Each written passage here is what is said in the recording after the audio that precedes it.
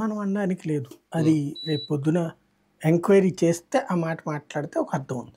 అవును. ముందు అనడానికి అది తెలుగుదేశం ఆరోపిస్తే లేదా జనసేన ఆరోపిస్తే రాజకీయ ఆరోపణ చేస్తే అది తప్పు. అమ్మాయి క్యారెక్టర్ అసాసినేషన్ చేశారన్నో ఇట్లాంటిది.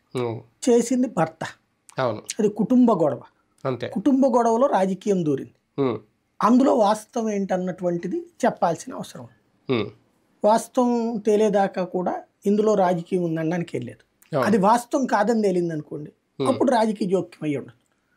అది కానంత వరకు కూడా ఇష్యూ కాదు. అంటే ఒక రాజకీయ నాయకుడిని, ఒక స్థాయిలో ఉన్న నాయకుడిని టార్గెట్ చేశారు అంటే వెనక ఏ రాజకీయ పార్టీ అండదండలు లేకుండా ఈ ఇష్యూలో డైరెక్ట్గా భర్తే వచ్చి ఇంత అంటే అక్కడ తన పరువు కూడా ఉంటుంది కదా, తన పరువు ప్రతిష్ఠ కూడా ఉంటుంది కదా, వచ్చి శాసన చేస్తారు. అట్లా అనుకోవడానికి లేదు. ఇప్పుడు అది కనుక రాజకీయ ఉద్దేశం ఉంటే ఎలక్షన్స్ ముందు చేయాలి.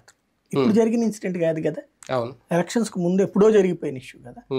ఎప్పుడో జరిగిపోయిన ఇష్యూకి ఇప్పుడు అతను బయటకు వచ్చాడంటే అధికారంలో ఈ పార్టీ ఉన్నంత వరకు మాట్లాడడానికి అవకాశం లేక ఇప్పుడు అధికారం దిగింది కాబట్టి ఇవాళ తనకేం కాదులే అన్న ధైర్యంతో వచ్చి ఉండొచ్చుగా.